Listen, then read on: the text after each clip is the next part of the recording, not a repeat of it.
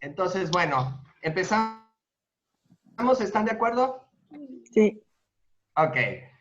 Ahí les va. La primera pregunta, lo comentamos en el diálogo que sostuvimos en WhatsApp, y por sensibilidad al contexto y a los sentimientos de cada uno de ustedes, ¿cómo nos sentimos y cómo nos pensamos hasta hoy a partir de la emergencia por el COVID-19?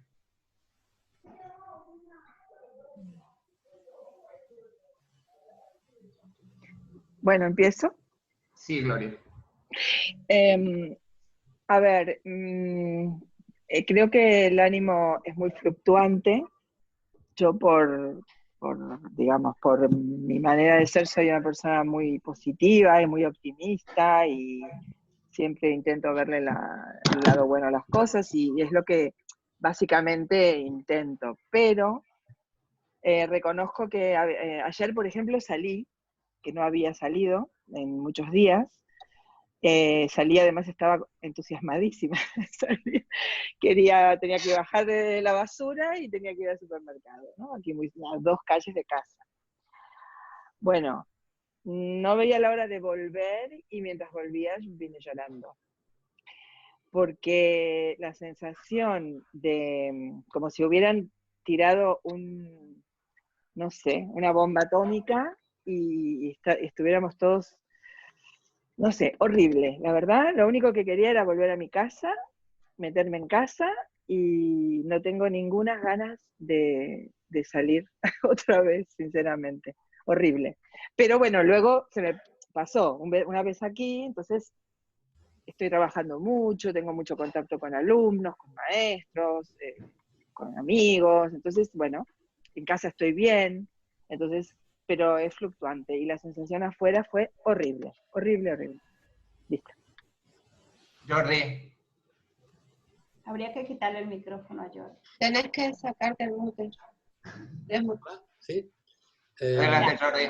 Yo coincido también con Gloria con esta mezcla de sensaciones muy, muy distintas. Hoy, por ejemplo, es un día gris, un día está lloviendo, oscuro.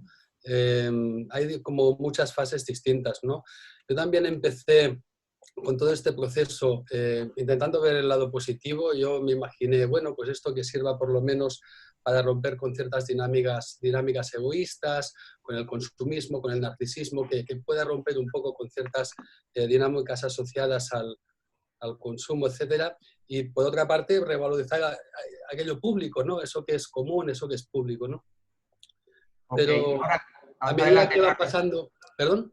Adelante. Pero a medida que van pasando los días, voy acumulando como pesimismo, no lo puedo evitar, ¿no? En muchos aspectos, ¿no? Y lo que me viene ahora mucho a la cabeza desde hace un par de días es una expresión que es totalitarismo biológico, ¿no? Wow. Como si estuviéramos en un proceso, inmersos en un proceso totalitario.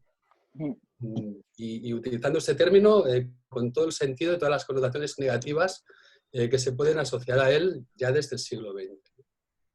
Ok, en el orden de la palabra, Laura Curbelo y después Jorge. Y Vicky María.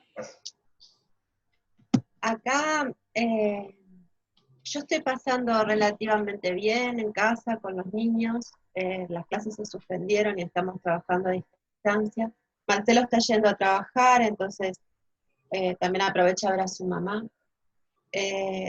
Paso bien porque me secuestro en el trabajo e intento que todo el tiempo esté pensando solamente en cosas para hacer o para cocinar. Cuando empiezo a analizar la situación y de la mano del duelo por la falta de mi mamá, me viene como mucha angustia y a la vez mucha rebeldía. Y estamos atravesando una situación política en Uruguay en la que tuvimos un cambio de gobierno y en la que no solo nos acaban de bajar los sueldos a muchos empleados públicos, sino que también nos han aumentado las tarifas y nos han subido los impuestos. Entonces, me encantaría estar en la calle protestando, acompañando a los jóvenes, no sé. Y también siento que es un proceso muy complicado para vivir aislados, entonces siento que el día se consume en atender WhatsApps en la que nos conversamos entre todos y terminamos solamente, como decimos en Uruguay, dándonos mucha manija en contra de todo lo que nos está pasando, que ya dejó de ser solamente un problema sanitario y que no podemos sentir que se esté tratando bien tampoco desde el punto de vista sanitario, porque los ministros de salud, los responsables grandes de salud están tratando de dimitir y no les aceptan las renuncias. Entonces es como un panorama triste y un poco de la misma mano que lo que planteaba Jordi, hoy sumado a un día gris y lluvioso. Entonces hoy es un día como para decir, ¡guau! Una cosa así. Ok. Jorge y después Vicky McLean. Pues en un sentido más vital, también veo esa ambivalencia que decía Gloria, ¿no? Y también eso que apuntabais a nivel político, pero más individual, pues también con cierto miedo ante posibles pérdidas. Yo hace un par de días perdí a una persona cercana a mí, era mayorcito y de hecho venció al cáncer, pero el COVID se lo ha llevado. Y bueno, pues también es una manera de empezar a revalorizar la vida y ver cómo nos sentimos ante la vida y ante la muerte, ante la gente que tenemos cerca y ante la gente que desgraciadamente se va a ir, porque el virus no entiende de nada, no entiende ni de nivel adquisitivo, ni de ideológico, ni nada. Simplemente es, si tienes unas condiciones, tienes una probabilidad y se acabó. Entonces, en ese lado también es muy ambivalente. Pero bueno, también reencontrándome con gente que hacía tiempo que no hablaba, teniendo la posibilidad de poder preguntar ¿y qué tal la familia? ¿Y qué tal tú? Pero de verdad, no de charla de ascensor, sino charla de verdad, cómo os sentís, y eso, pues, quieras que no, también es una manera de reconectar con tu círculo social, ¿no? Con tu círculo de identidad. Y en ese punto un poquito más positivo, pero bueno, también lo negativo de que hay pérdidas, desgraciadamente. Ok. Vicky. Bueno, yo también me venía pensando en esa pregunta que habían planteado, después Iñaki pide. Y mi sensación también oscila entre el optimismo y el pesimismo, pero mi sensación es como si la cotidianidad se hubiera puesto entre paréntesis. Creí que este tiempo iba a ser hiperproductivo, donde iba a aflorar todo el tiempo que necesitábamos para hacer tantas cosas. Yo dije, este es el momento, le vamos a meter con todo, y me siento frenada, estoy como entre paréntesis, como si nada avanzara. Y pensaba eso, la creatividad necesita el estímulo de la vida cotidiana, de los otros, del hacer. Y uno suele pensar que eso, que la creatividad aparece cuando uno está, eso, sin hacer nada, en el ocio, pero no está pasando tanto. En mi caso no tengo muchas exigencias, no estoy dando clases virtuales, y es como un estar frenada. Ok. Iñaki. El micro. ¿Sabes qué pasa? Que ahora... Sí, Iñaki. Se me pone otra cosa encima. A mí lo que me pasa, lo voy a decir mal para que se entienda bien. Yo estoy contento de dos o tres cosas. Una es que tenemos como más cuidado unos de otros, amigos, gente conocida, pues los llamas, te llaman, todo eso, y hay como un detallismo que está bien, que antes lo dábamos por supuesto, pero ahora se hace realidad. Entonces hablas con alguien aunque sea el momento, ¿no? Eso me parece bien. La otra cosa que me gusta es que yo al menos, ya lo diré pretenciosamente, he perdido algunas vergüenzas y me atrevo a hacer cosas que digo, total, me da igual, porque todo el mundo hace cosas, hace tonterías, envía memes, hace no sé qué, se le ocurren cosas estrambóticas, insólitas, yo también. Y entonces, esta parte de que al verte en una situación un poco más límite, pues te atreves más porque dices de perdidos al río, pues eso también me gusta. Me inquieta la presencia del 1984, que a mí es una novela que me marcó mucho en su día, cuando la leí. Y aún faltaban muchos años para llegar al 1984. Y pienso continuamente, ¿cómo hubiera sido esto sin la comunicación que tenemos? O sea, esta comunicación, lo que estamos haciendo ahora, es valiosísima. O sea, esto es una cosa que hubiera sido absolutamente, bueno, ya lo era en aquella ficción, ¿no? Entonces, estoy contento porque tenemos una situación muy dura, pero tenemos recursos y tenemos proximidad, a pesar de la distancia, y tenemos, yo creo que, esperanza. Muy bien. Antes de darle la palabra a Víctor Rojas, a Oli y a Carla, y recordando un poquito lo que nos decía Vicky, si pudiésemos expresar mediante una analogía lo que ha sido la emergencia por el COVID-19, ¿cuál sería y por qué? Adelante, Víctor. El micrófono. Micro. Creo que Dan también. Adán. Ok, bueno, yo estaba pensando en la sensación y en lo que me hace pensar esta emergencia, y lo que planteo es como una especie de ansiedad. No sé si pueda colocar como analogía la ansiedad que se siente ante algo completamente incierto, desconocido, de repente la cercanía de la muerte, situaciones límite, para que el ser humano se encuentra aturdido por un fenómeno y no logra encontrar rápidamente la salida. Como lo que diría Jasper de la conciencia de estar perdido, que es un movimiento que te bloquea y que te esfuerza o te obliga a querer encontrar la salida, la solución. En ese sentido, identifico la emoción o el pensamiento como ansiedad, porque, y una de las cosas que me genera ansiedad es vislumbrar el inicio como la radicalidad de la era digital, de una era digital que nos va a poner cámaras, que nos observa todo el tiempo, que nos conecta, un dispositivo móvil que se convierte en una, como una esposa que yo tengo, como que hay miedo de que de pronto en casa no trabajes. Entonces, eso me genera ansiedad y es fuerte la experiencia. Sí, y lo que estás marcando es clave, ¿no? Sería la biovigilancia digital y un poquito recordando lo de Jorge, la necropolítica que se nos va acercando poco a poco. El orden es Oli, Carla, Adán, ¿habías pedido la palabra? Ok, Oli, Carla y Adán. Sí, bueno, yo supongo que como todos, transitado por diferentes emociones y sensaciones, pero bueno, voy a comentar rápidamente las últimas que fueron las del día de ayer.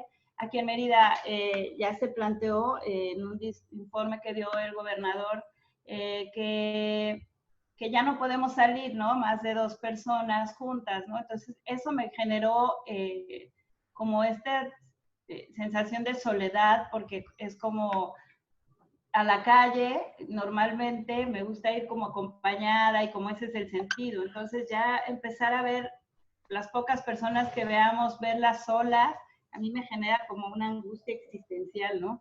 Otra parte es el tema de los abrazos, del contacto físico, ¿no? Que es algo que a mí me genera angustia, o sea, como que me pongo a pensar cuánto tiempo tengo sin abrazar a mis amigos, a mi gente querida, mi mamá misma, estoy aquí en su casa y no puedo abrazarla, besarla, a mi hijo.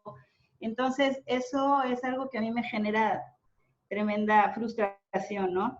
Y por otro lado, el tema de que comentaba Iñaki, ¿no? Nos tenemos a partir de esto que por momentos como es me parece una bendición, que es el tema virtual, pero por otros lados comparto totalmente lo que comenta Víctor, ¿no? He tenido esta sensación, de hecho ahora leyendo, me parece que era Paul Preciado, quien hablaba de apaguemos todo, ¿no? Hagamos revolución, como mucho invitando a que rompamos los algoritmos y todo esto.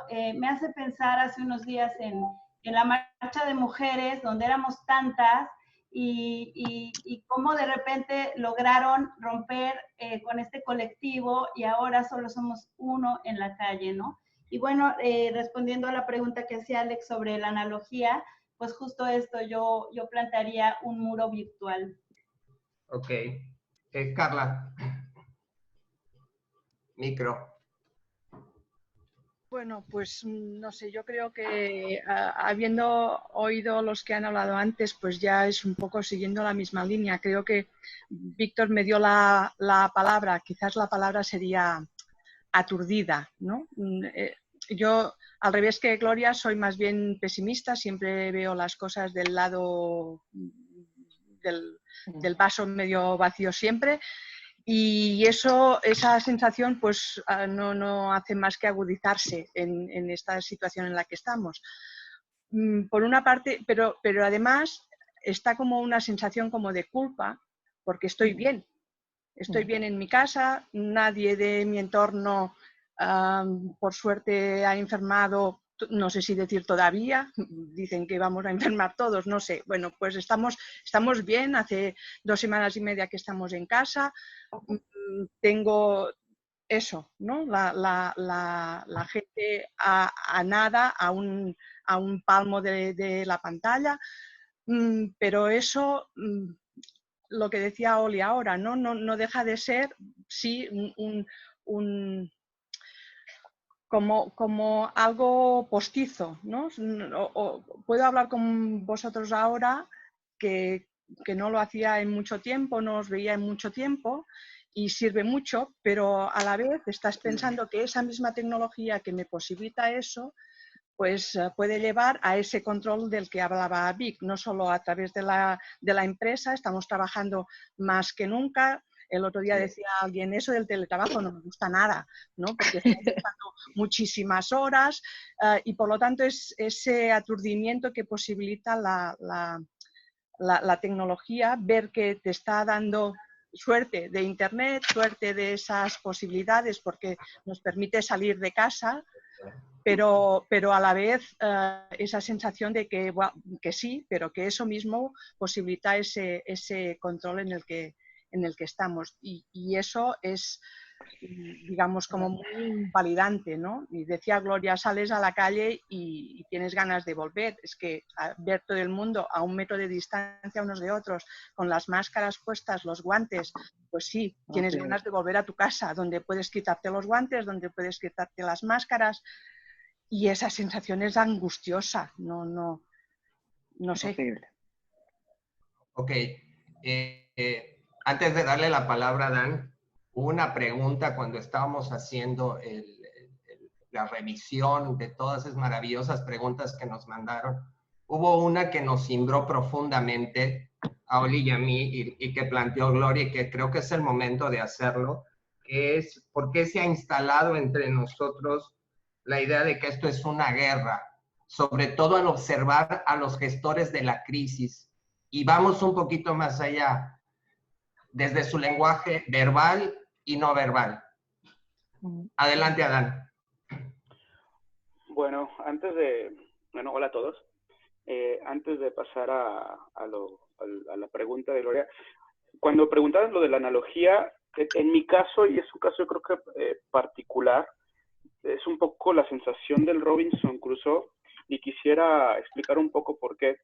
Porque en mi casa, llevamos 15 días sin salir, si acaso salgo 1 o 2 veces a la semana por pan, cuando se me acaba, aquí a la esquina, pero es una sensación extraña porque en mi contexto inmediato la vida sigue igual, y eso a mí me preocupa.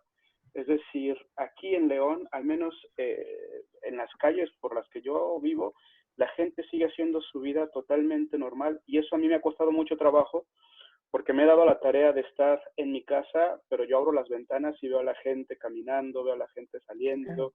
Entonces es como si fuera un mundo totalmente aparte, me siento aislado, me siento, sí, de repente como un náufrago donde todas las demás personas pues siguen en sociedad.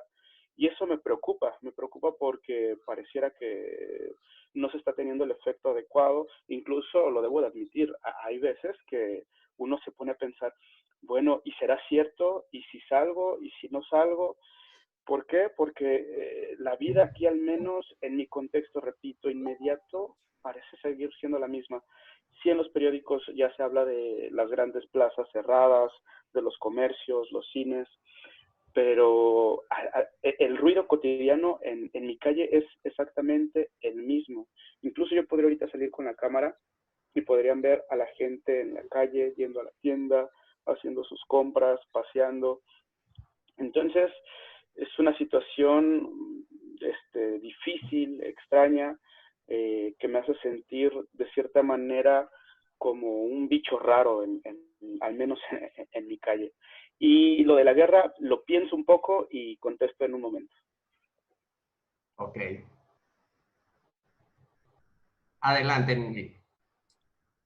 Yo quería conectar todo esto que se ha dicho hasta ahora.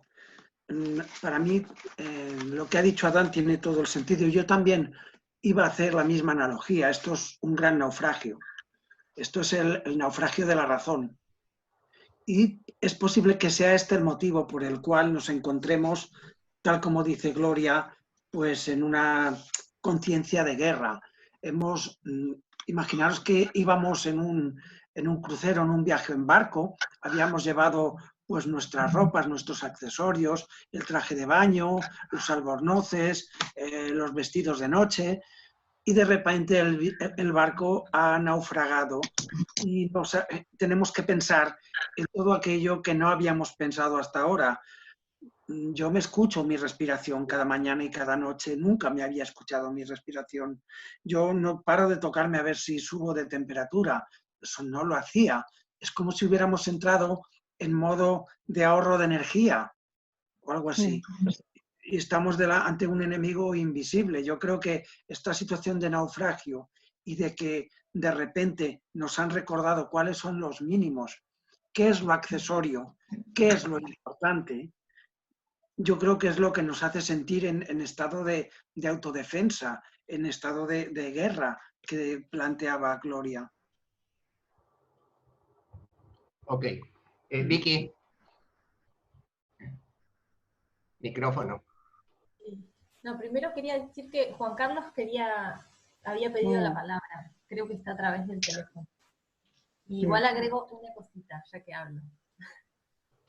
Que esta sensación que yo expreso de estar entre paréntesis, como que se rompe lo cotidiano, también le veo algo de positivo que nos implica esto, empezar a escuchar un montón de cosas que uno en la cotidianidad no le presta atención.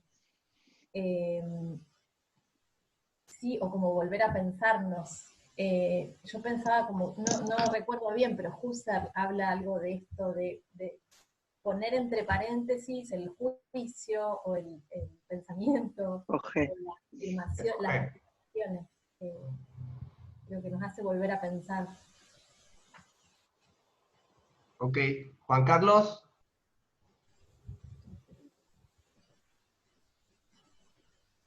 ¿Quería decir algo? Tiene el micrófono. El micro. Micro.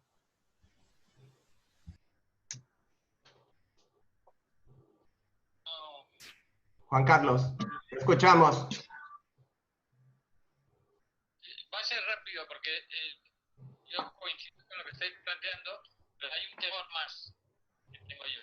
Para animar un poco la situación, no solo tememos todo lo que habéis dicho, sino que a mí me temo la facilidad con que nos han metido en casa. La facilidad con que nos han dicho la única solución es quedarnos en casa. Y no se han planteado alternativas que pueden ser distintas, originales.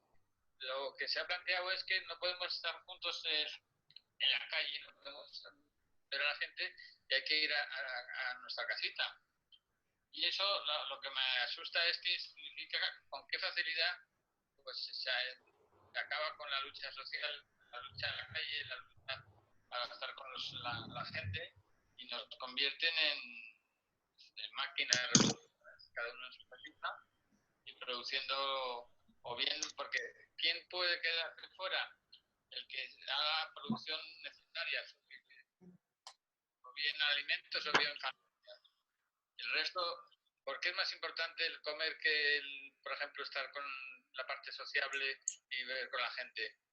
¿Por qué es más importante el que, digamos, hagamos, porque te piden que hagas ese ejercicio y no tener en cuenta que es más importante el afecto, el cariño, las emociones, los sentimientos, que todo esto lo han borrado de un plumazo.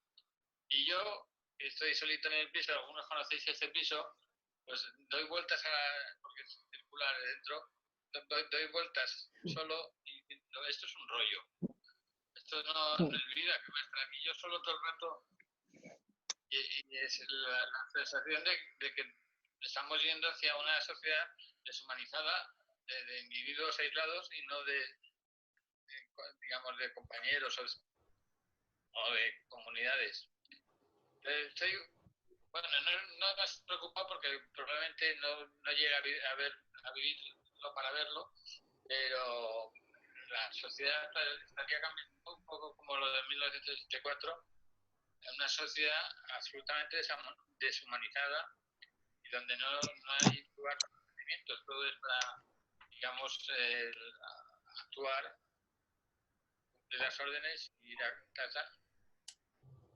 Bueno, eso es lo que quería decir. Yo sé que es un poco raro, pero es que creo que se me ocurre. No, al contrario, Juan Carlos, creo que has colocado un punto clave en esta reflexión y en este diálogo, que es la comunidad, que es una idea que también ha venido discutiendo mucho otro gran biopolítico italiano, que es Roberto Espósito. Antes de darte la palabra, Leslie, precisamente la pregunta que viene la planteaste tú. Está corriendo mucho entre nosotros la idea de esperanza, pero decía Carla, pesimista. Otras pretenden ser más optimistas, pero creo que es el momento precisamente de plantear tu pregunta, Leslie. Claro, primero tenías que decir otra cosa, pero es esta: ¿qué estaríamos dispuestos a abandonar en esta condición antes de que naufraguemos definitivamente, si ese es el caso? Adelante, Leslie. Gracias. Pues lo que quería decir está muy ligado a lo que yo preguntaba. Yo me siento como un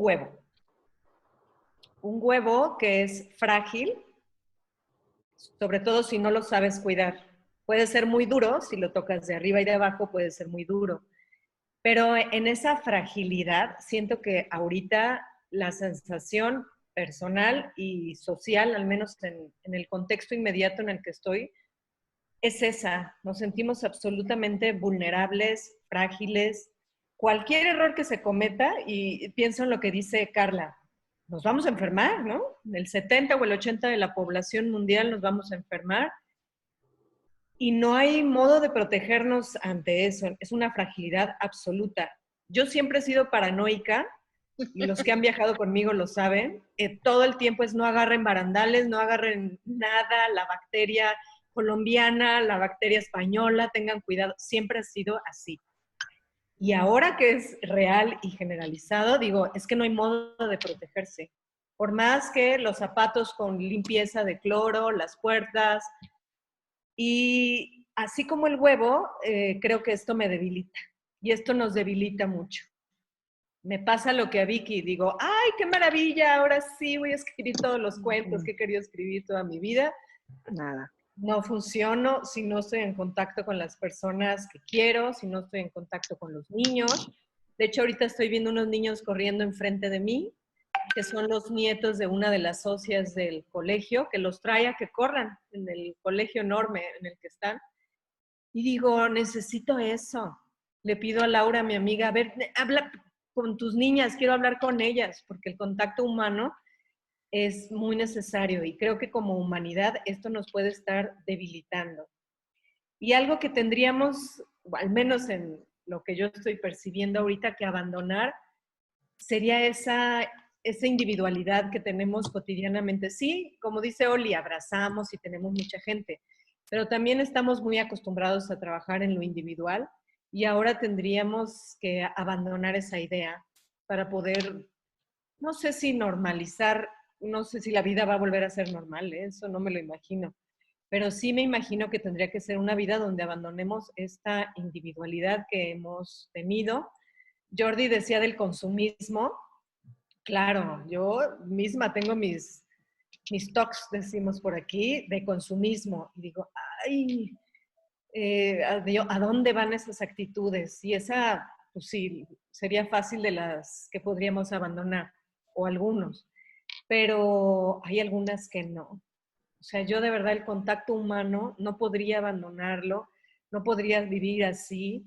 Yo de hecho he pensado en algunos artículos que han compartido, que digo, bueno, no sería bueno ya que nos juntemos, sabemos que nos enfermamos nosotros y salimos adelante para quitarnos el miedo, la paranoia y esa debilidad que quita estar pensando, ¿no? En ese terror que estamos generando, ¿no?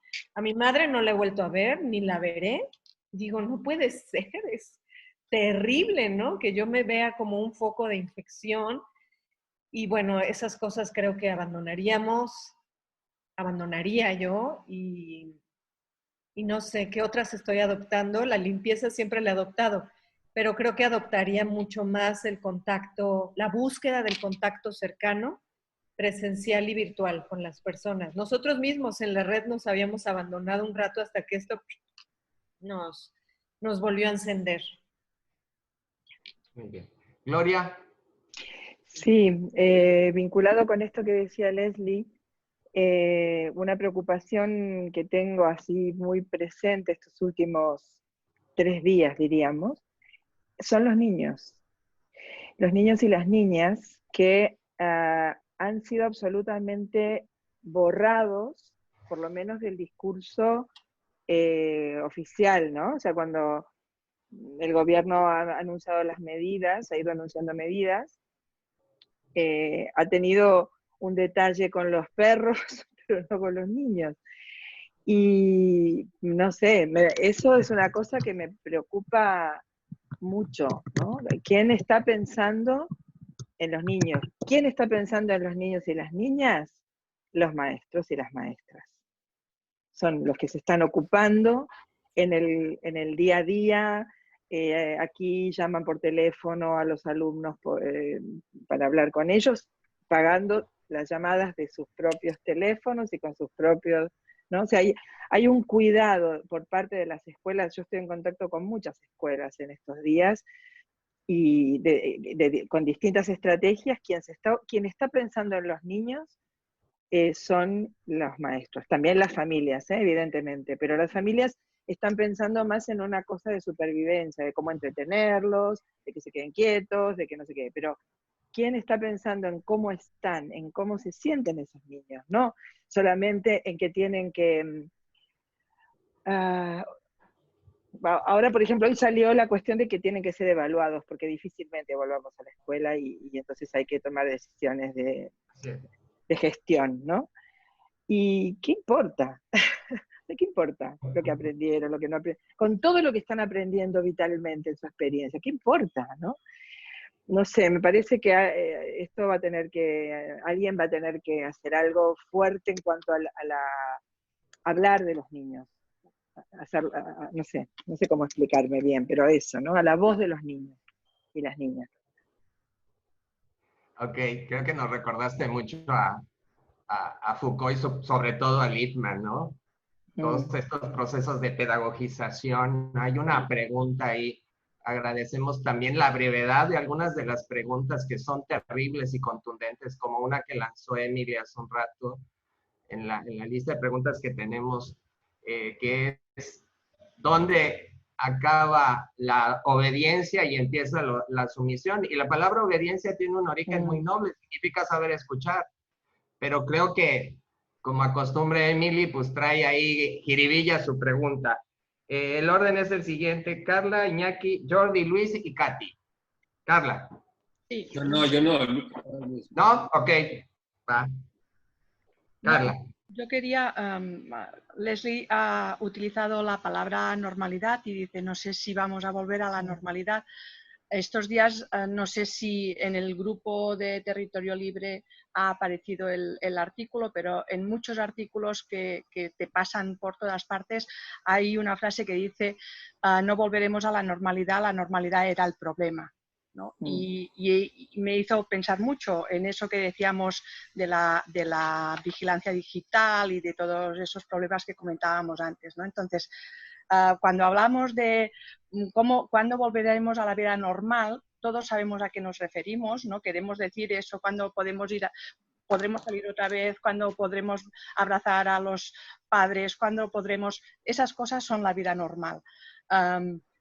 Pero más allá de esto, de esas cosas como más inmediatas que necesitamos el abrazo y necesitamos salir a la calle sin tener ganas de volver a casa, más allá de eso, ¿qué es la vida normal? La vida normal que teníamos está hecha de una manera que yo creo que solo puede ir a peor, ¿no?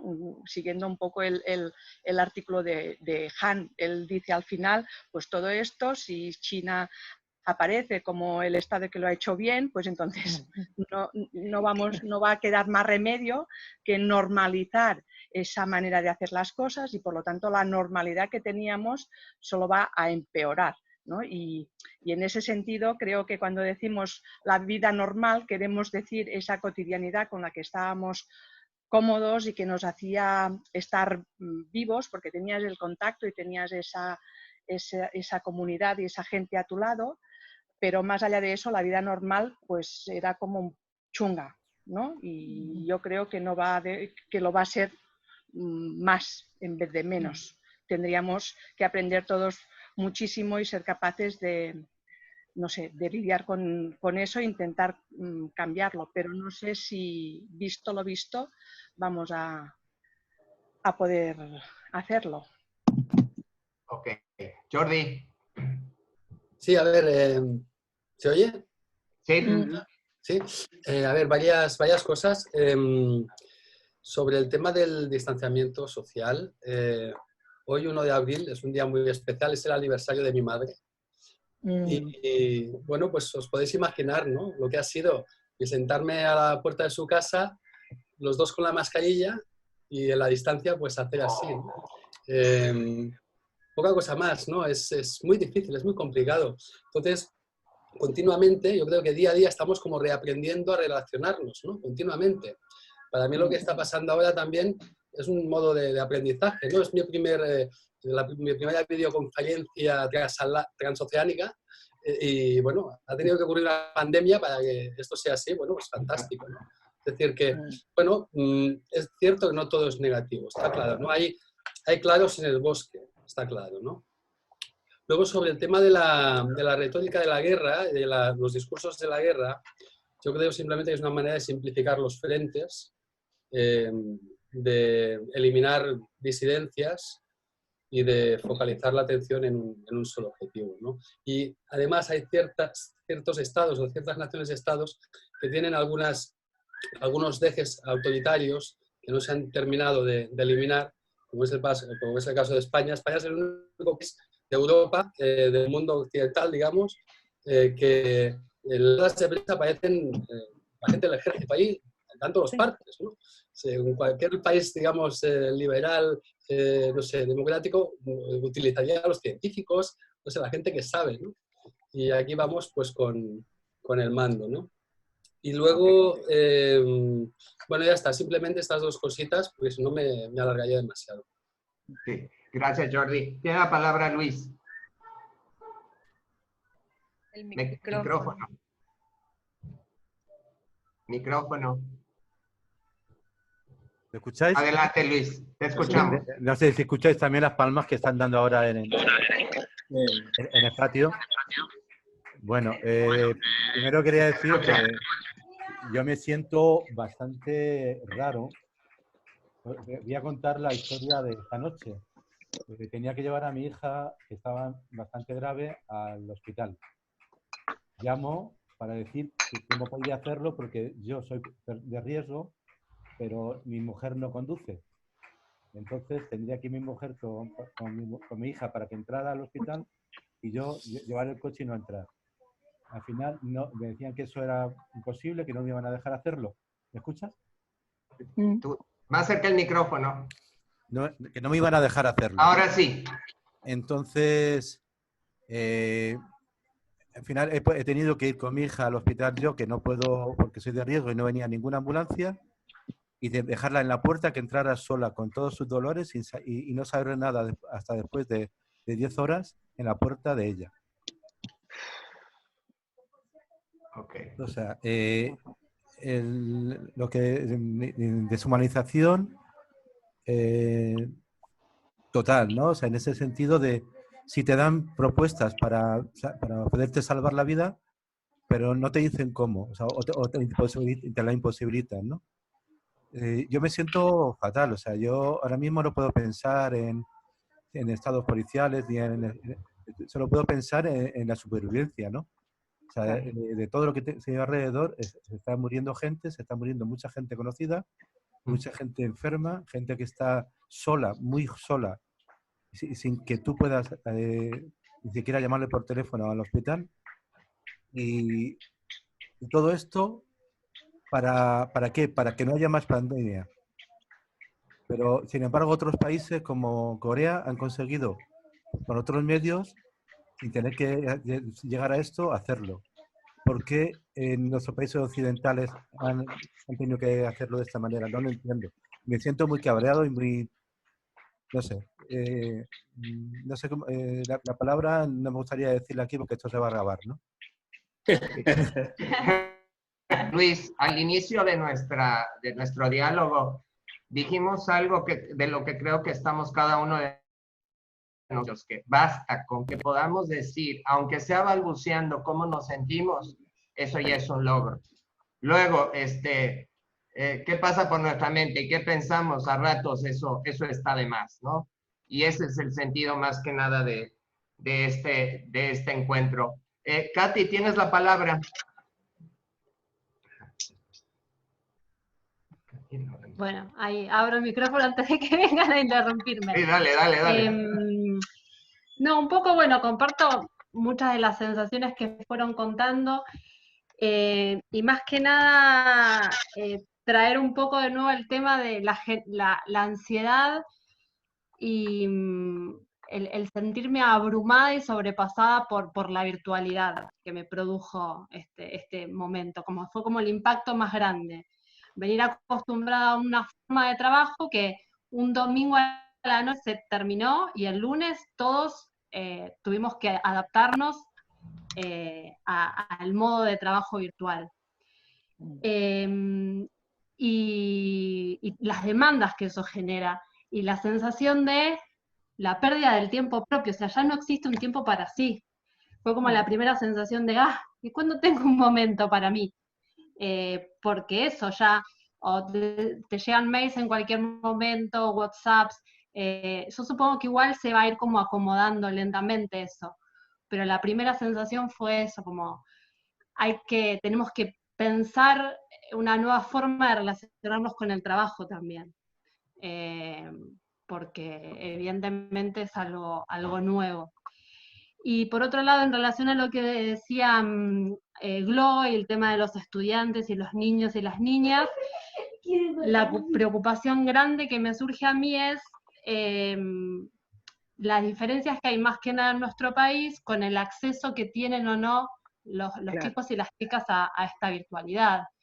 Entonces, si esto no va a generar también una brecha grande entre los que están pudiendo subirse al tren de poder seguir las clases virtualmente, tienen acceso a una computadora o pueden trabajar desde su celular, y aquellos que no pueden hacerlo.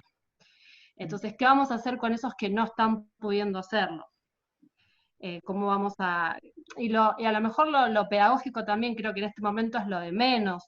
¿Cómo los vamos a poder acompañar? Claro. Esas son como las dos preocupaciones así bastante grandes que me surgieron en torno a este desafío de lo virtual. Ya les digo que me vi como arrojada a eso de golpe, y bueno, quería compartirlas. No, y además porque otra vez vuelve Byung-Chul Han, la sociedad del rendimiento. Creemos que nos estamos realizando y en realidad nos estamos haciendo un daño impresionante de cubrir todas y cada una de estas exigencias laborales. Entonces creo que ahí tú también estás marcar una pausa para ponernos a reflexionar sobre lo que realmente estamos haciendo. Tiene la palabra Laura Cruel. Creo que sí. Lau. Laura acaba de preguntar por el WhatsApp textualmente cómo nos reconectamos. Ok. Se cayó mi conexión. Solo tenéis que entrar al link de nuevo y ya está. El link de nuevo, sí.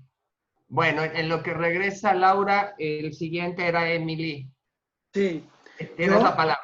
Sí, de todo lo que habéis comentado, yo intentaría evitar, no en este foro que tenemos, aquí evidentemente todo está permitido, todo debería estarlo, pero cuando salgamos por ahí fuera, no permitamos que se extraiga el término de normalizar o de volver a la normalidad.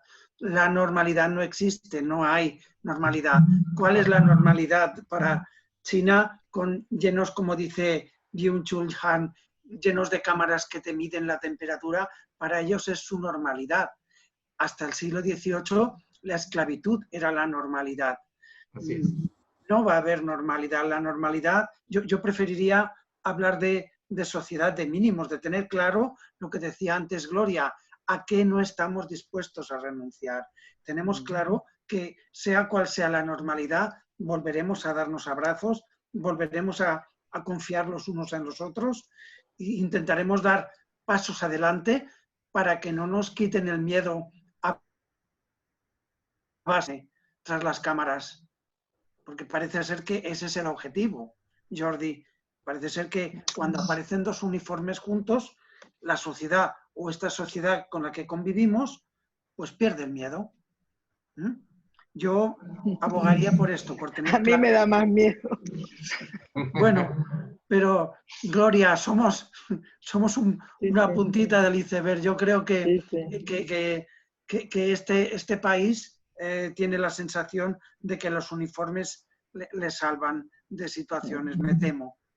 ¿Me entiendes? Y yo creo, me da miedo pensar que es ese el motivo por lo que nos los muestran. Aparte de nacer, aparte de que lo único que hacen es contagiarse, ¿no? Pero en fin, yo intentaría evitar, en la medida que salgamos fuera, no permitir que se hable de normalidad, nunca más, sino de cuáles son los mínimos irrenunciables y de cuál es el diseño de la sociedad después de esto. Del abrazo, de la no evaluación, de todo esto. Ok. Laura Curbelo, tenías la palabra. Micrófono. Juan Carlos, ¿no? Micro. Ah, no, que pensaba que preguntabas algo. ¿Que levantas la mano? Sí, tú habla y después hablo yo de esto. Vale. Adelante, Laura. No, me quedé pensando, sin ser irrespetuosa con el tema de los muertos, del cuidado de los más viejitos, o de los cuidados de los que tienen una debilidad de salud que los hace más propensos al virus. ¿Qué pasaría si dentro de un par de meses nos damos cuenta y que al final los que tenían razón son los que Adam decía hoy que están o los que yo veía el domingo también en la misma situación, caminando tranquilos en mi barrio, paseando al perro? ¿Qué pasaría si nos diéramos cuenta que al final la forma de curarse era de alguna forma inmunizarse con el contagio con los demás? ¿Qué pasaría si la comunidad hubiera sido la que nos hubiera salvado, pero no la comunidad virtual real, la del abrazo, la del estar en contacto con nuestros viejos, irles de a poquito algo de contagio? Y después de todo un poco también, nosotros estamos en una situación económica, de privilegio, muchos de nosotros, seguimos cobrando nuestros salarios. Nosotros en Uruguay estamos trabajando desde las ollas populares y eso es contagio. Es estar juntos cocinando algo que nos mata el hambre, ese hambre que nos puede matar la vida, pero que a la vez nos puede generar el virus. Entonces, siempre me estoy pensando en torno a esa paradoja. ¿Cuánto nos estamos cuidando y cuánto nos estamos enfermando en esta situación de aislamiento? Pero lo peor es esa sensación que me viene como comiendo la oreja de que quizá el salvarse está en estar con el otro. Sí, y creo que es el momento pertinente, gracias Laura, de recordar una pregunta que planteó Katy.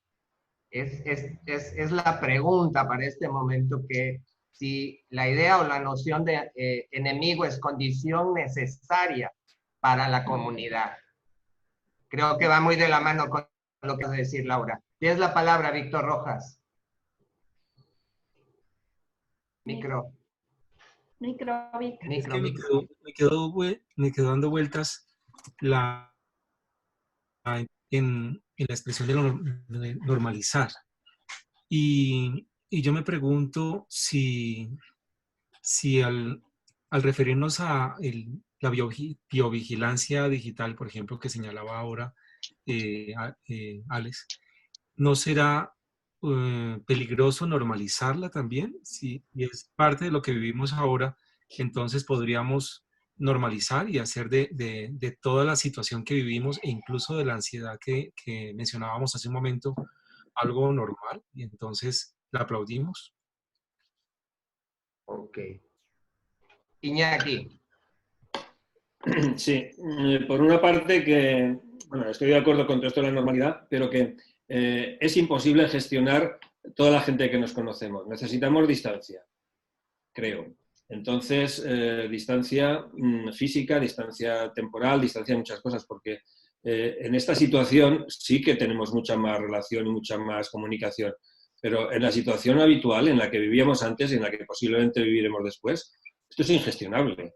O sea, ni se puede ser tan creativo, ni podemos tener tantas actividades, no nos da tiempo de saber cuál es la mejor o cuál es la más oportuna para ese momento. Entonces, seguiremos actuando, yo creo, pues con el impulso del momento. Y esto mismo pues sirve para con lo que decía Adán, ¿no? De que si a lo mejor, y ahora Laura, a lo mejor quien se ha equivocado somos nosotros. No hay equivocaciones. La vida no vuelve atrás. La vida aprendes de lo que hay, de lo que has hecho. Entonces, en ese sentido, es inútil pensar si hubiera sido mejor hacerlo de otra manera. Aquí en España hay una metáfora que en América, o al menos en México, no funciona tanto, que es la de la tortilla de patatas. O sea, yo puedo decidir que hacer una tortilla de patata no era lo más oportuno ahora, pero cuando he roto los huevos, ya no hay vuelta atrás. Entonces, lo que quiero decir es que vamos con lo que tenemos y vamos con lo que hemos aprendido y vamos a seguir viviendo, no con lo que podía haber sido, sino con lo que tendremos que volver a hacer. Muy interesante, Iñaki. Creo que de la analogía pasaste a la alegoría con la tortilla de patatas. Interesante. Juan Carlos.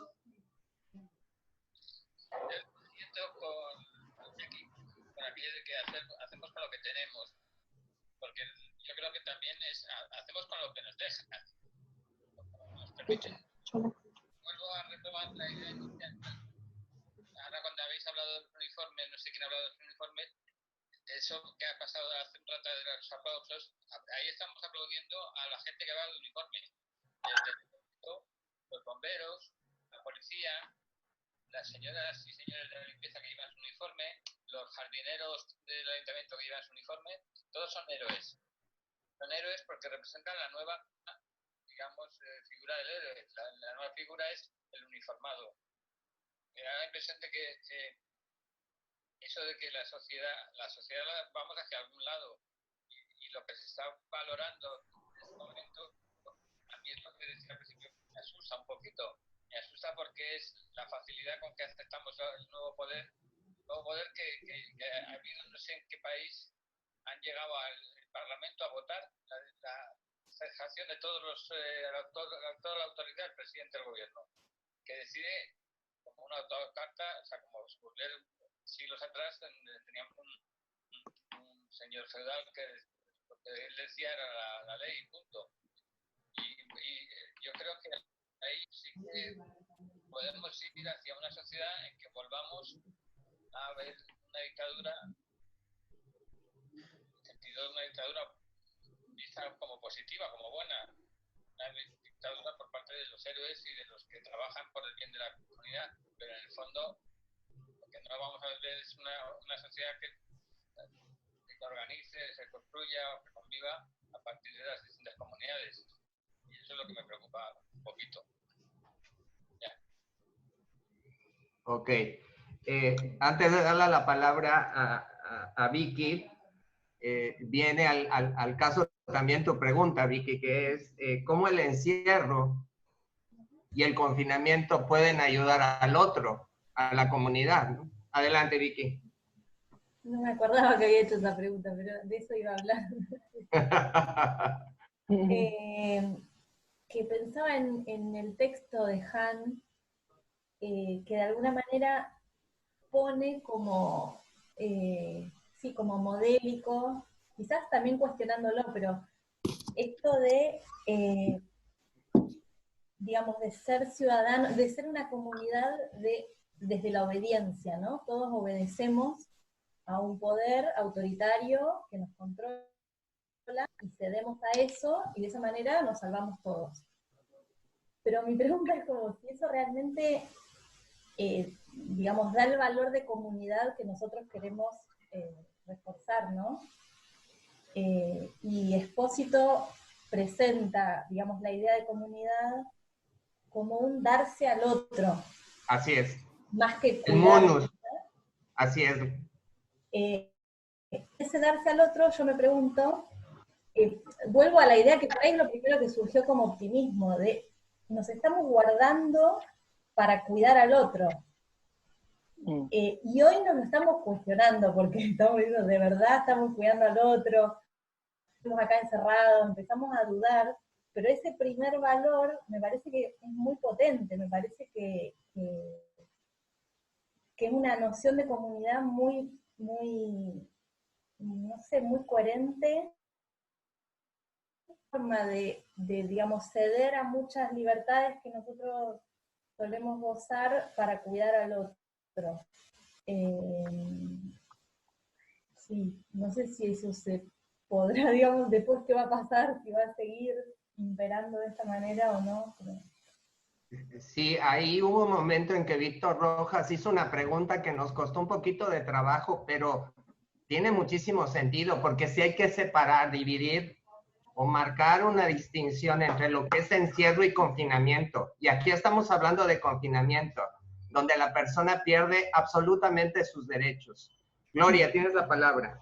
A ver, sí, que por un lado, cuando estabas hablando, Vicky, estaba pensando en esto, ¿no? Del cuidar al otro y de que entonces lo que se pone en, que además, ya no sé si en Argentina o acá, porque hay cosas que se me mezclan de tanta información que veo, pero un poco el eslogan es ese, ¿no? Quédate en casa por el otro, ¿no? Me quedo en casa por mi mamá, me quedo en casa por mi abuela, me quedo en casa, ¿no? Entonces, está puesto el acento, digamos, del confinamiento. Ahora, si es parte del engaño o no, puede ser también. Pero lo que quería decir, que a conectar, no estábamos todos, yo comentaba que había visto, me habían enviado hacía un poquito rato, que luego lo voy a compartir, una entrevista que le hicieron a Rita Segato, que no sé si todo el mundo tiene, que es una antropóloga argentina, feminista, bueno, muy interesante, que a mí me parece súper interesante. Y ahora, bueno, en la televisión en Argentina le hicieron una entrevista, 6 minutos, que no sé cómo en 6 minutos puedo decir tantas cosas, que después se las mando, así no me extiendo yo, pero que una cosa que me pareció impresionante, que me hizo pensar un montón, es que ella dice que en este momento hay un significante vacío que tenemos que llenar, ¿no? Que, entonces, ella habla de, citando a Edward Said, que es este pensador palestino, decía, ¿quién tiene el derecho a narrar? O sea, cuando esto termine, ¿quién va a tener el derecho a narrar? ¿No? Y las narrativas, entonces ella mapea 6 posibles escenarios, desde tan diferentes además, que es impresionante, y todos están circulando en todo lo que estamos diciendo ahora acá, es muy interesante. Y la cosa es esa, ¿no? ¿Quién va a ganar en esa narrativa? ¿Qué relato va a ser el que va a primar y el que se va a imponer en el mundo, ¿no? Y yo creo que es en el mundo además, no creo que solo sea una cuestión porque la gestión, por ejemplo, que se está haciendo en Argentina y la que se está haciendo aquí en España, que son las dos que yo conozco más a fondo, son totalmente diferentes, ¿no? Sin embargo, las cuestiones que los que nos estamos preguntando son las mismas cosas, en el fondo, ¿no? Así después lo paso eso, para que lo vean, porque está muy interesante. Ok. Una cuestión ahí, recordando otra vez a Víctor Rojas, esas sutiles y breves preguntas que sabe hacer. Viene al caso, y antes de darle la palabra a Dan, si la Big Data o los datos son también una forma de confinamiento, ¿no? Adelante, Adán. Sí, se me hace muy puntual e interesante las intervenciones de Victoria y Gloria sobre el otro y la narrativa, porque precisamente mucha de la información que he estado viendo, el otro pareciera que es una forma de destrucción para uno, desde una narrativa muy peligrosa, es decir, no salgas de tu casa porque el otro puede significar enfermedad. Bueno, vamos a decirlo así, significa la muerte del otro. Entonces, hay un juego, sí, de discursos, hay un juego de narrativas bien interesante, donde me gustó mucho, como lo dice Victoria, ¿no? Es decir, yo me quedo en mi casa para cuidar al otro, pero mucho de la narrativa es, cuídate de tu casa para cuidar tu propia vida. Es decir, a veces se nos olvida el otro porque el otro se pone como aquello que hay que evitar. Es decir, y esto en un discurso puede ser muy poderoso. Y me gusta mucho cómo lo pone Gloria, porque al final son narrativas que están debajo de toda la información y que se van tejiendo a lo largo y que al final logran formar ideas o ideologías y que pueden poner en choque precisamente a las personas que estamos en medio de toda esta pandemia. ¿Por qué? Porque hay un juego de narrativa muy potente y que tiene que ver con la idea de quién es el otro en este momento. Sin lugar a dudas, tenemos que volver al pensamiento, a la alteridad. Leslie. Micro. Ya. Adelante. Mientras los estaba escuchando, no sé si sea otra línea para que la reflexionemos, pero estaba escuchando que hay un discurso muy de adultos. Y volviendo a esta idea que se planteaba de que hemos olvidado a los niños, también creo que hemos estado, bueno, si los niños han estado nulificados, creo que los jóvenes también están como muy ausentes en este discurso. El miedo que tenemos. Me parece que no es la constante de los jóvenes. Los jóvenes, bueno, me rodean además de casa, pues muchos alumnos, y me llama mucho la atención esta temeridad. No hay miedo, su falta de miedo es quizá porque no tienen mucho que perder o los adultos creemos que tenemos muchas cosas que perder, pero creo que hay un discurso ahí que hemos estado olvidando en general en el mundo. Por ejemplo, lo que he escuchado en Joven Dioso, cuando dicen, es que estadísticamente no me va a pasar nada. Y a los jóvenes no les pasa. Y de repente el presidente de Ecuador dice, es que a los jóvenes sí les pasa, por favor cuídense también. Esta reflexión de los jóvenes creo que está siendo muy ausente en todos los discursos. Esto es más de los adultos. Bueno, no sé si todos los que estamos aquí somos muy adultos, pero sí tenemos mucha adultez que nos hace tener miedo de perder la salud, que alguien más se enferme, qué vamos a hacer, de perder el trabajo. Y creo que hace falta un discurso renovado. Están pensando los jóvenes para saber, pues es ellos, ¿no? Finalmente lo decía el otro día Iñaki, es curioso. Él y Eugenio tienen más de 65 o 65 años y decían, bueno, pues nosotros ya estamos más allá que acá. Y por eso lo pienso. Creo que el discurso de los jóvenes nos vendría muy bien recuperar y tratar de entender cómo están viviendo ellos esta locura que les está tocando vivir. Sí, efectivamente, Les, porque incluso la razón de ser de estas comunidades virtuales es precisamente restituir los derechos de los niños y de los jóvenes. utilizando este recurso, sino qué sentido tiene todo esto. Por alusiones personales y no personales, tiene la palabra Iñaki. Entonces seré rápido. Quería decir una cosa y lo ligo con esto. Hay un libro antiguo ya que se llama El síndrome de la adolescencia normal, de Aminta Verasturi. Ah, buenísimo.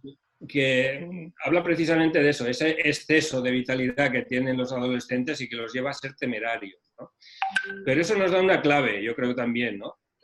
Cualquier lucha contra la enfermedad, y lo voy a decir tan mal como sé, va abocada al fracaso. O sea, cualquier lucha contra la muerte fracasa. Entonces, lo que hay que hacer, me parece, y esto iba en la línea de, ahora no recuerdo en qué artículo lo he leído, no es tanto evitar la enfermedad, sino gestionarla. Es decir, igual que no evitas ciertos sentimientos o ciertas emociones, sino que intentas gestionarlas, evidentemente para bien. Y cuando digo evitar, ya sé que lo utilizo de forma ambivalente, ¿no? Pero lo que quiero decir es que seguramente la clave va más por ahí, no por poner barreras, sino por decir, bueno, ¿nos enfermaremos? Sí, como siempre. ¿Tenemos control social? Sí. En mi pueblo había mucho más que ahora. O sea, salías a la calle y todo el mundo sabía dónde habías ido, dónde no habías ido, qué ropa te habías puesto, si no sé qué, si no sé cuánto. O sea, era imposible. El control social en la Edad Media era mucho mayor que ahora, infinitamente mayor que ahora.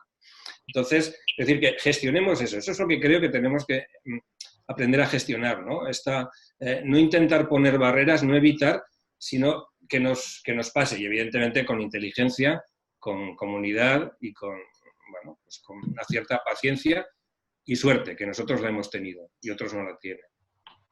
Interesante porque no sé, pero me vino a la mente un verso de Quevedo, ¿no? Somos polvo, pero somos polvo enamorado. Jordi. Jordi. Micro.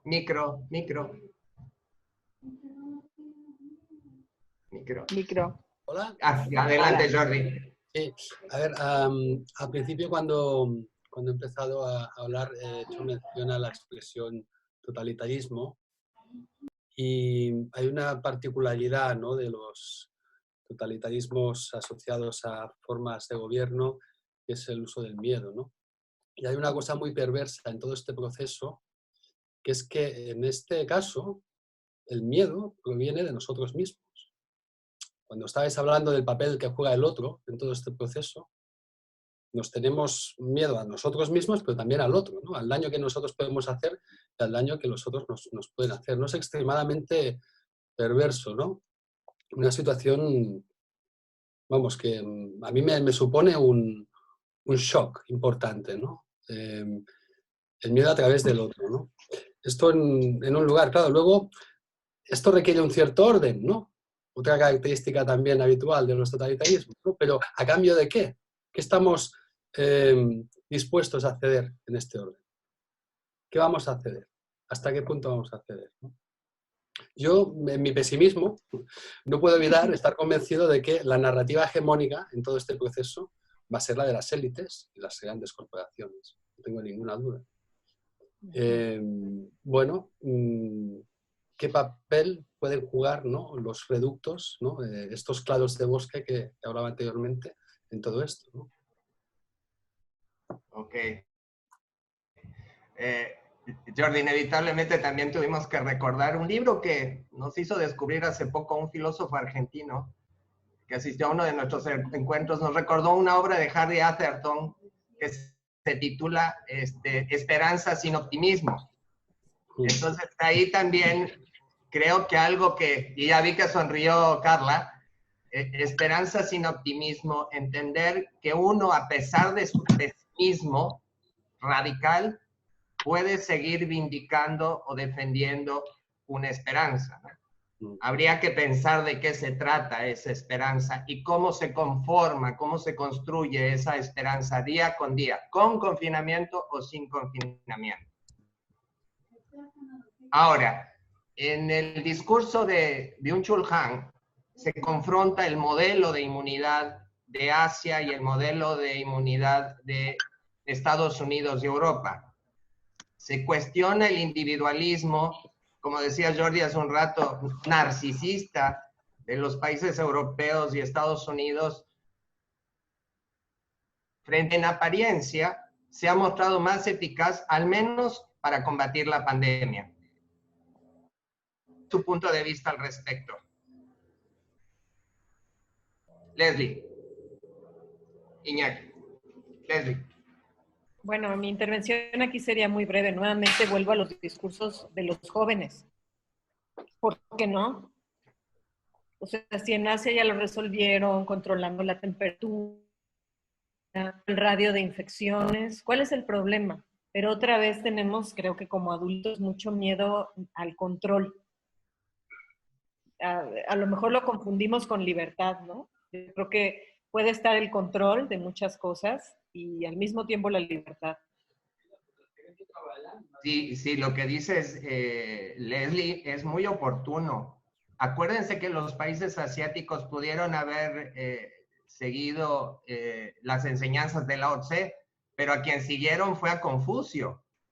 Y el confucianismo no es una religión profética, ni es una religión de mandatos, es una religión de obediencias y de obediencias peligrosas. Entonces, ahí también las rutas se vuelven críticas, muy críticas. Iñaki, ¿habías pedido la palabra? Sí, justo para esto también, ¿no? Y como dices, es una religión de obediencias a la tradición, es decir, a dejar las cosas como están. Esta es una de las bases del confucianismo. En esta gestión de la enfermedad y en esta gestión de lo que nos ha pasado, claro, nosotros estamos así también porque en China se contuvieron. Si China no se llega a confinar, nosotros probablemente estaríamos de otra manera. Entonces, lo que voy es que ¿dónde está el bien y el mal en los procesos naturales, aunque sean artificiales, ¿no? Hay lo que hay, hemos llegado hasta aquí, ahora a lo mejor no había que hacer esto, había que hacer otra cosa. Quizás sí, pero ahora estamos aquí, ¿no? Entonces, a mí me cuesta, o me parece que es relativamente poco útil dictaminar un discurso u otro. Es igual, ahora lo que importa es cómo nos organizamos, porque las ideas están muy bien en los papeles y aquí, pero hay que organizarse. Esto es lo que decía Gramsci. Las ideas viven en la organización. Y viven en la organización y quien puede gestionar el común, si es alguien elegido, si es alguien al cual se le atribuyen o se le traspasas una parte de tu poder, pues vale. Si lo asume tanto que te anula, entonces no. Pero es un tema de democracia. Y cuando hablamos de democracia en filosofía para niños, estamos hablando de una cosa que nos pensamos que esto ya está. Ah, no, ya tenemos democracia. Mierda, perdón. Muy bien, porque además es una democracia deliberativa. Oli. Sí, yo me preguntaba un poco de la cual hablaba Adán sobre quién es el otro, ¿no? Y esto me llama la atención porque por ahí en algunos de los textos que leíamos, el otro era el virus, ¿no? Y hay una comparación con lo que hemos vivido o se vivió en otros tiempos con lo que fue la sífilis, lo que fue el SIDA.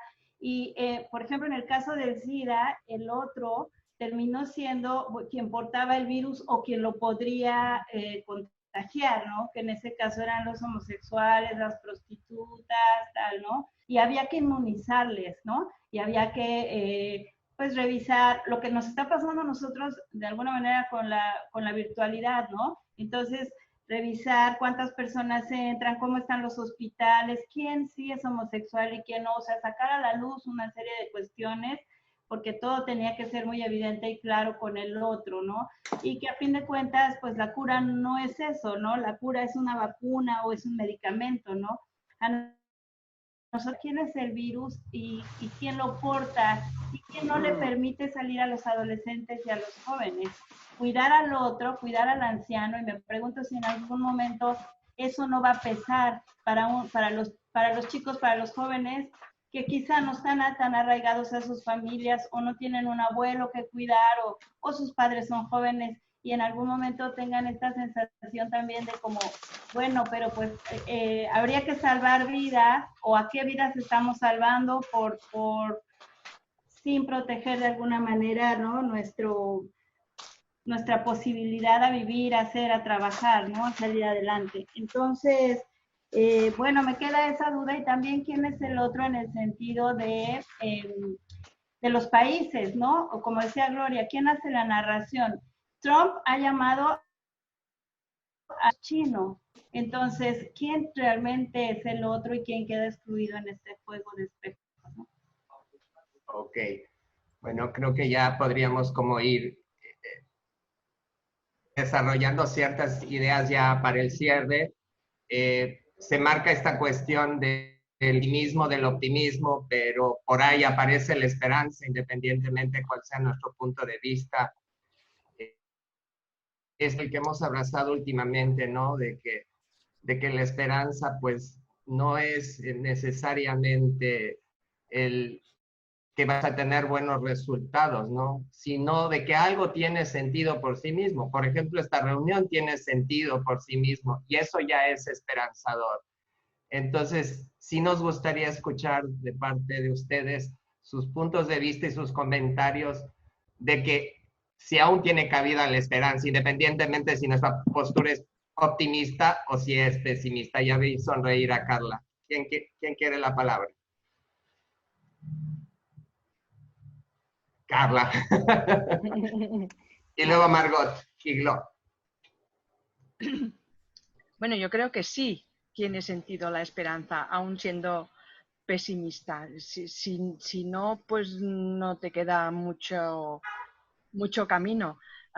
Esperanza sin optimismo, pues claro, puede ser pesimista, pero incluso así pensar que las cosas pues a lo mejor no van a ir bien, pero tienes la esperanza de que a lo mejor sí, ¿no? Y entonces, y acabas diciendo, bueno, pues yo me voy a alegrar un montón si al final de eso sale una cosa buena, un mundo mejor, unas relaciones más sanas, pero tengo esa esperanza, claro que la tengo, si no sería invivible, ¿no? Ni tener la esperanza de que ojalá esté equivocada, ¿no? Que piensas, bueno, va a ir todo muy mal, tampoco creo que sea esa la idea, ¿no? Pero pensar, bueno, pues yo sí creo que Han tiene razón y que vamos a entrar en una fase de totalitarismo, no sé exactamente en qué forma, más que otra cosa, pero tengo la esperanza de que eso no vaya a ser así. Por lo tanto, esperanza sin optimismo, claro. Ok, muy bien. Margot. Sí, bueno, antes de todo, lo que me da esperanza ahora es escucharlos, porque, o sea, creo que todas sus ideas se me hacen muy interesantes. Y por el COVID, creo que lo que me da un poco de esperanza es que lo que pasa nos ayuda a pensar en los bienes comunes, en que en la sociedad tenemos la salud, el conocimiento, la educación, bienes comunes, y creo que lo olvidamos un poco en nuestro sistema económico y que ahora el COVID nos ayuda a recordar eso, porque por ejemplo en mi país, en Francia, los que están luchando ahora son los que son pagados menos, o sea, enfermeros, los que vienen para la basura, los que trabajan en los supermercados. Bueno, digo luchan, pero bueno, los que salen a trabajar y que corren riesgos. Y creo que esto no es normal, hay algo muy, muy raro con eso. Y también, pues, los que nos damos cuenta que los más pobres, o sea, el hecho de que en la sociedad no hay igualdad, pues hace que unos son más débiles y como compartimos todos el virus, pues esto también de la salud es un bien común. No sé si soy muy clara. Perdón por mi español. Sí, Margot, tan clara. No, muy bien. Tan clara eres que al inicio estábamos comentando un texto de un sociólogo brasileño que se llama Buenaventura de Sousa Santos, que tiene un texto que lo vamos a meter en la super antología que está organizando Iñaki, que se titula Incertidumbre. entre el miedo y la esperanza. Y lo que dice Buenaventura tiene mucho que ver con lo que tú decías de los bienes sociales, de que el miedo es para los pobres y la esperanza es para los ricos. Glo. Bueno, yo, a pesar de mi optimismo, sí que tengo una preocupación, y también puse la pregunta ahí era una de mis preguntas, porque también hay como una especie de, no sé, como de optimismo un poco ingenuo, no sé cómo llamarlo, de que de esto vamos a salir mejores, y de que de esto vamos a aprender seguro vamos a aprender, pero que vamos a salir mejores, entiendo que la gente quiere decir solidarios, ¿no? Más proclives a la comunidad, a la ayuda mutua y todo eso. Y yo creo que yo no soy optimista en ese sentido. Tengo esperanza de que vamos a aprender y que los claros del bosque que dice Jordi, vamos a tener que buscarlos y aprovecharlos y instalar ahí las tiendas de campaña y resistir. Eso es claro. Pero esta cosa de que vamos a ser buenos porque salimos a aplaudir a las 8 y que entonces a partir de eso ahora la gente va a ser buena, cuando veo la noticia de que en una provincia en Argentina apedrearon una casa porque vino una mujer de viaje y tiene coronavirus, o no tiene, o no sé, pero le apedrearon la casa. Entonces, no vamos a salir mejores. Creo que no. Que aprenderemos y que tendremos que pensar un montón de cosas, sí, pero yo no soy muy optimista en esta línea. Y una cosita más que casualmente Irene de Puig me mandó hoy. Ella es muy productiva siempre, pero en tiempos de confinamiento está on fire. Sí. Entonces hizo un dossier que me lo mandó para que yo se lo mire y lo organice, como de 50 páginas, que se llama La incertidumbre, justamente. Hizo un recorrido, un repaso de todos los manuales de Lippmann, buscando todas las actividades de ejercicio, planes de diálogo, para tratar el tema vinculado, digamos, a la incertidumbre. Genial. Ya lo voy está en catalán, pero bueno, ya lo traduciré. No, y sobre todo porque lo decíamos en las reglas, en estas reglas siempre provisionales de nuestras comunidades dialógicas, y uno de nuestros faros es la incertidumbre, aparte del asombro y el cuestionamiento permanente, ¿no? Aquí los saberes, los supuestos saberes, algún rato ayudan, pero no son muy consoladores. Sí. Esperanza con optimismo, sin optimismo, pero a fin de cuentas esperanza, ¿quién quiere la palabra? Víctor Rojas. Y después Laura. Vale, gracias. Y con esto me despido porque es que tengo 15 minutos para entrar a otra reunión y no he comido. Y para ir al baño. No quiero ser, bueno, intencionalmente quiero ser pesimista en esta posición. Y la verdad, creo que vivimos en un momento de migración hacia el confinamiento digital. Y todo este movimiento que está sucediendo es una migración hacia eso. Creo que en poco tiempo seremos un dato, un código. Y lo que estamos viviendo es simplemente el confinamiento en casa, que lo podemos armonizar con la cercanía de la familia o los amigos, pero el peor va a ser el confinamiento digital, en el cual nos están metiendo allí en una pantalla, en un teclado, en un código, y esto lo que está haciendo es radicalizando esa tendencia. Es decir, ahora todo se facilitó en el mundo digital, los bancos, las compras, y todo será a través de códigos. Entonces, no quisiera sonar tan esperanzador, quiero sonar muy, muy pesimista, y es un poco lo que estamos viviendo. Y a mí, y me despido de una vez. ¡Te queremos! ¡Te queremos, Vic! Siempre te queremos, Vic.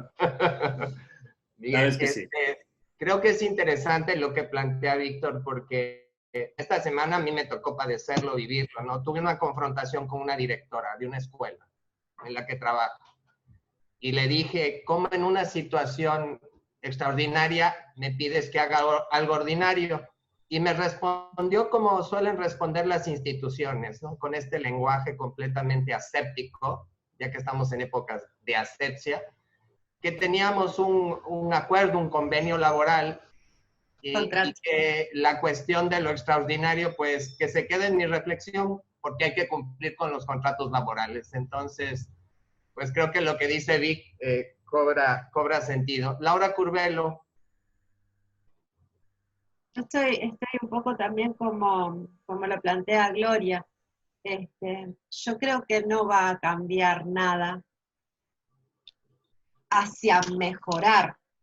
No creo que nos hagamos más buenos, ni mejores, ni más lúcidos, ni más amorosos a partir de esto.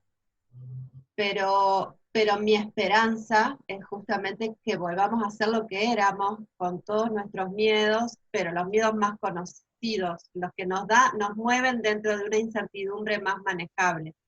Me da esperanza que volvamos a ser aquello que éramos, y creo que no vamos a cambiar. El cambio me parece que no me genera esperanza. Ya me encantaría que pudiéramos volver a estar como estábamos. Ok. Vicky. Ahí va. No, tampoco que pueda dar una gran, no sé, transmitir una gran esperanza, porque es ese estado de incertidumbre, pero sí veo con gran optimismo que casi, digamos, un gran porcentaje de la humanidad esté viviendo un estado de ruptura de la normalidad o de lo que venía siendo. Eso sí que me parece, no sé en qué va a devenir todo esto, pero me parece muy potente que se nos haya quebrado, no sé, un estado de cosas normal a tanta gente, tanta gente en el mundo al mismo tiempo. Así que...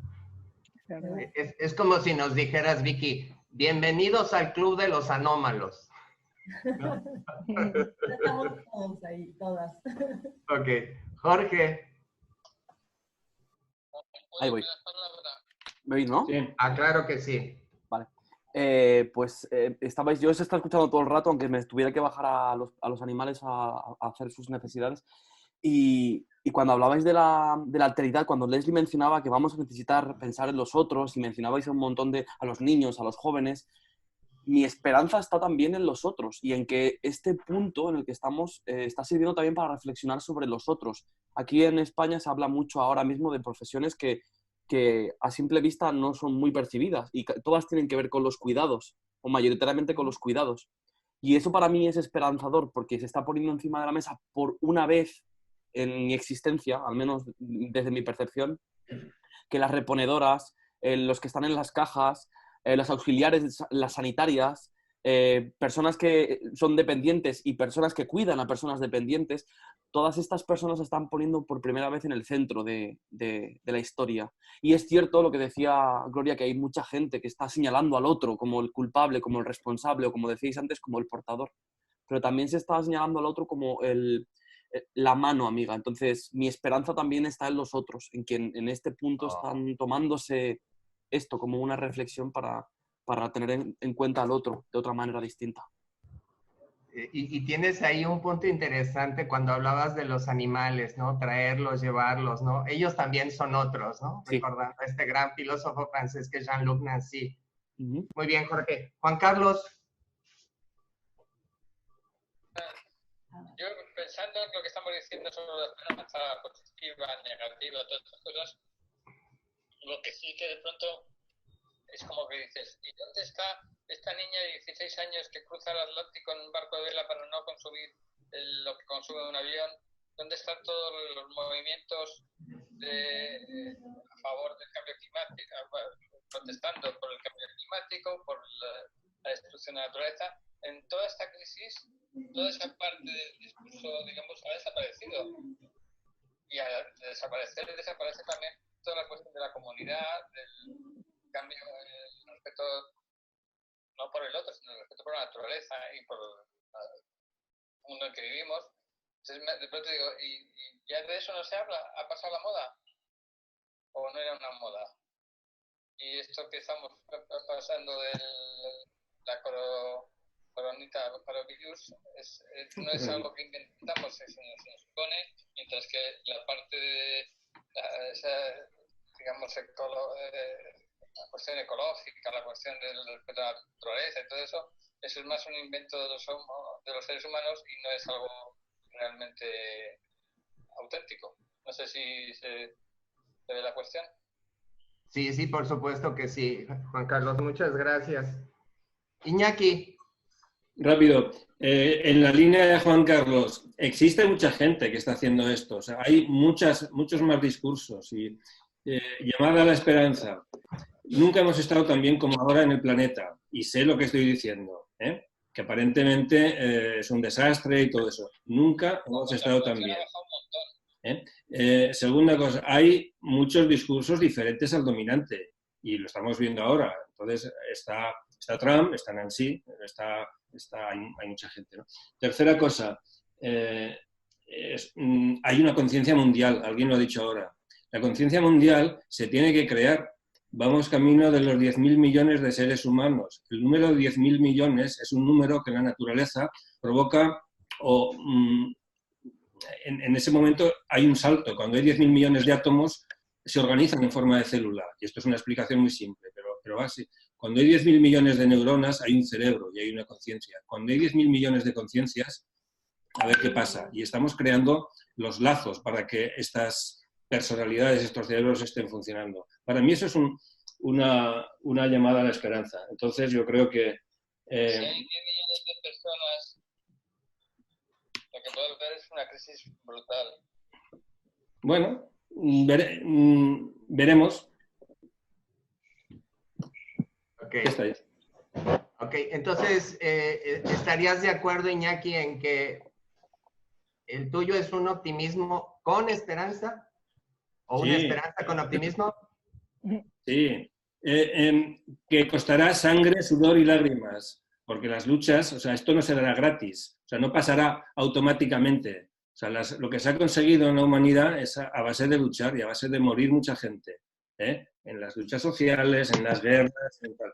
Pero, vamos, lo que pasa es que ahora estamos viendo, o sea, nos domina mucho la perspectiva de una serie de problemas que hay que son enormes, El cambio climático, el coronavirus, los refugiados, las guerras, el hambre, todo eso es brutal.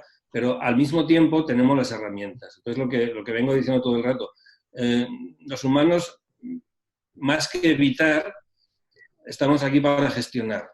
Evitar es imposible, no vamos a poder poner barreras. La tierra siempre se nos llevará por delante. El otro día alguien decía, recordaba una frase del Papa Francisco, de Dios perdona siempre, los hombres a veces, pero el planeta no perdona nunca. Entonces, hay una dinámica de la vida a la cual o nos sumamos y entramos en eso y sabemos gestionar cómo vamos ahí, o si no, poner puertas al campo va a ser muy difícil. Yo soy optimista. Para los que somos agnósticos, creo que una de las frases que quedó en nosotros de Francisco el Papa fue esta de no sembremos el pánico, sembremos la corresponsabilidad. Adán.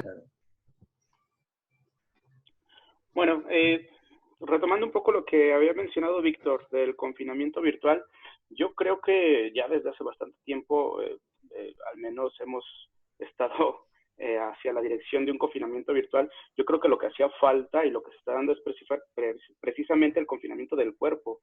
Es decir, ya no solamente estamos confinados hacia el virtual, sino que de cierta manera el cuerpo es ahora el que ya no se va a poder expresar. Y eso para mí es preocupante. Sobre la esperanza, precisamente creo que cuando hay un confinamiento tanto virtual como del cuerpo, eso representa una crisis o va a representar una crisis. Y en tiempos de crisis va a depender mucho de lo que podamos hacer, de las lecturas que podamos hacer, de las intenciones que tengamos para que esto pueda verse como algo esperanzador o como simplemente algo que está sucediendo y doblar las manos, ¿no? Yo espero que este momento de crisis sea un momento de ruptura para bien, para repensarnos, sí nosotros, pero también a los otros.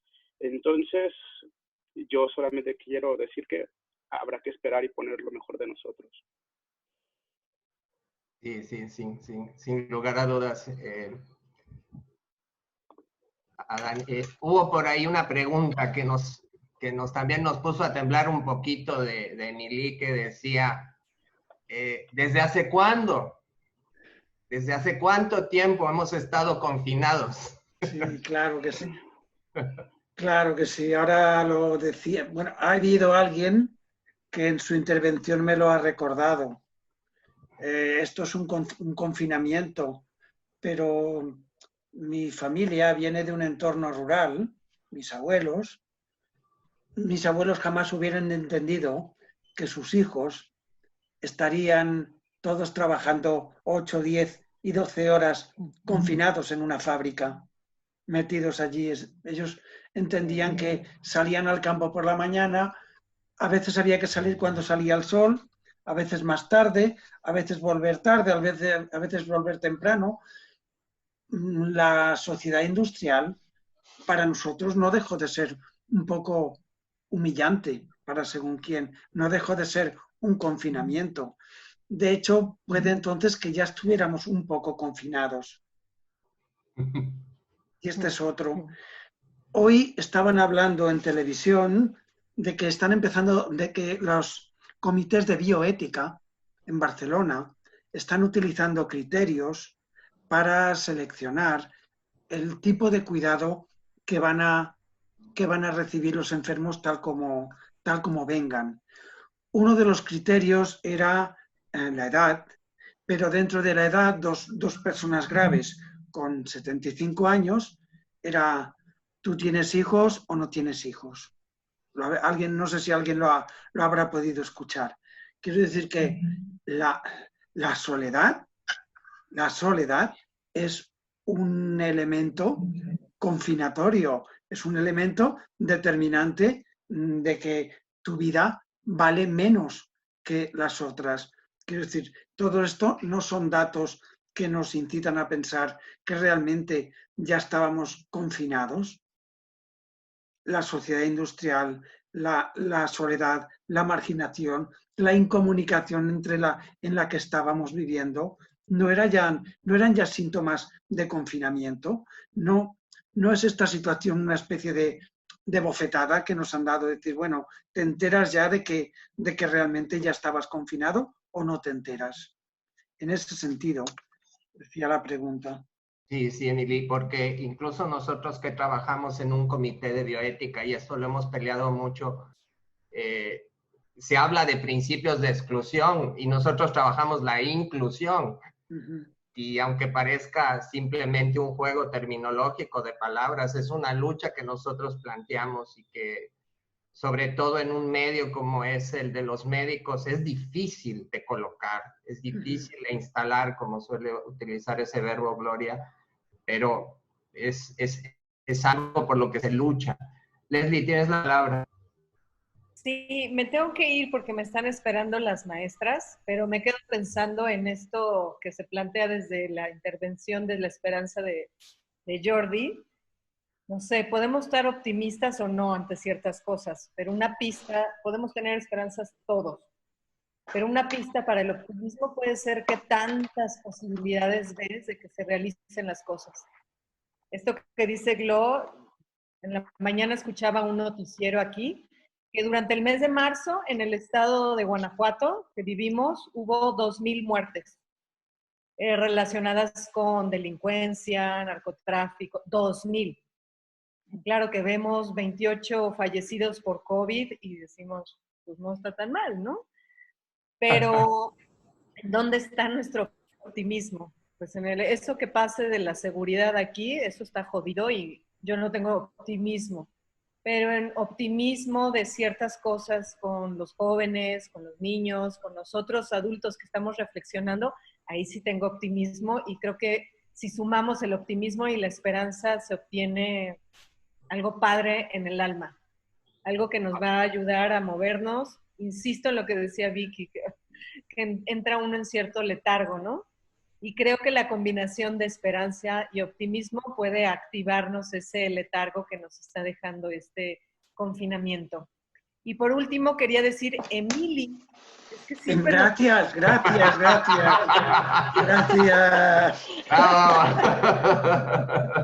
Me salió muy bien.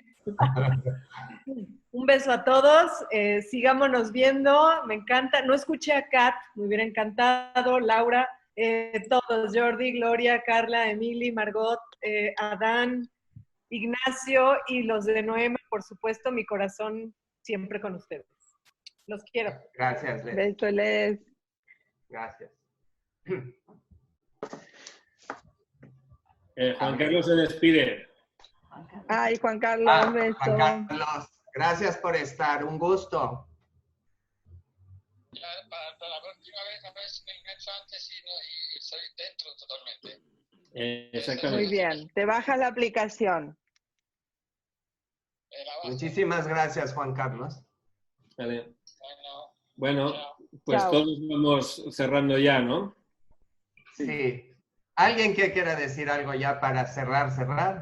Yo, Por esta no, vez. no decía, Laura y Jordi.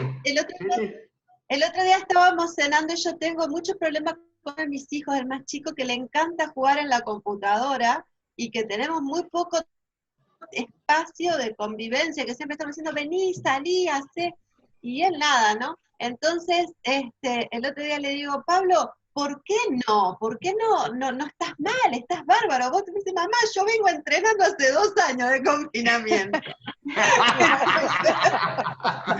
Entonces, un poco también para reírnos con esto de que los jóvenes lo viven distinto, porque también tienen como cierto entrenamiento de conectarse a través de las redes y, no sé, pensar las adolescencias desde ese lugar que quizá no están como sufriéndolo tanto, sino como que vienen un poco más entrenados y ver cuánto podemos o no aprender de ellos o aportarles. Siempre. Esta es una consigna, siempre aprender de ellos. Jordi. Sí, ¿se oye? Sí.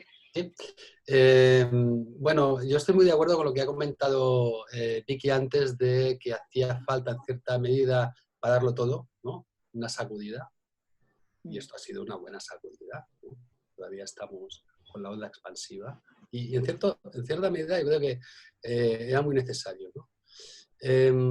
Luego, dicho esto, que ya puede indicar ya un poco de optimismo, también tengo esta sensación, quizás es que esta semana ha sido una semana muy azul, como muy blue todo, muy deprimente, pero realmente nunca había tenido la sensación, como ahora, de la necesidad de ser pesimista. Es como si el pesimismo, más que nunca, es preciso, es necesario. Pero justamente es necesario no para quedarse paralizado, sino para actuar, ¿no? Para buscar maneras de actuar frente a esta amenaza que viene, ¿no? Y no es una amenaza que tiene forma de huevo con estrellitas, ¿eh? No tiene nada que ver con eso, ¿no? Entonces creo que hay que actuar, hay que formar guerrillas, hay que formar, no sé lo que hay que hacer, pero hay que actuar. Ok, Carla. Micro. El micro, Carla. Sí, simplemente iba a ponerlo en el chat, pero he pensado, pues ahora retomando el hilo de Jordi, pues lo digo. No, que estaba pensando que al final ni los optimistas son tan optimistas, ni los pesimistas son tan pesimistas. Al final nos encontramos en el medio. Y Gloria empieza diciendo, no, pero mi optimismo no es el de pensar que los aplausos no sé qué. Y mi pesimismo, cuando digo que tengo esperanza, pues tampoco es tan pesimista. Entonces, no somos tanto, ni los otros tampoco. Y nos encontramos en ese medio que yo creo que pudiera ser la esperanza, ¿no? De pensar que desde el vaso medio vacío y el vaso medio lleno, pues desde ahí hay la oportunidad para hacer cosas, ¿no? Y para movernos un poco. Pero que yo no estoy en el extremo tan extremo ni los optimistas en el otro. Que estamos pues ahí, ¿no? Muy cerca. Podríamos acuñar el término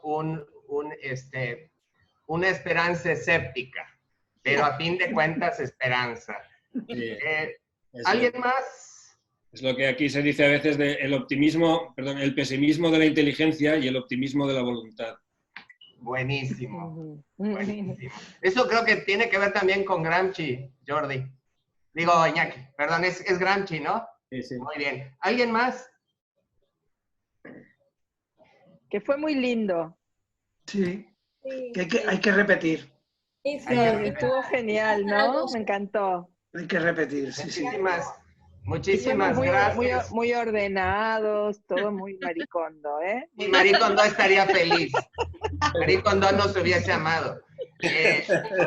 Quiero agradecer la hospitalidad digital de Jorge y quiero sobre todo agradecerles porque creo que pudimos cumplir con nuestras reglas mínimas, nos hemos escuchado, nos hemos acompañado, nos hemos abrazado, hemos intentado ser racionales y razonables y más en un momento de dificultad, de crisis como este. Entonces eso es lo que más celebramos en este momento, todos, todas, todes de este encuentro virtual. Muchísimas gracias a todos. Gracias, Alex. Gracias. Gracias, que se repita, ¿eh? Un trabajo muy bueno. Hasta la próxima. Gracias, Margot. A todos.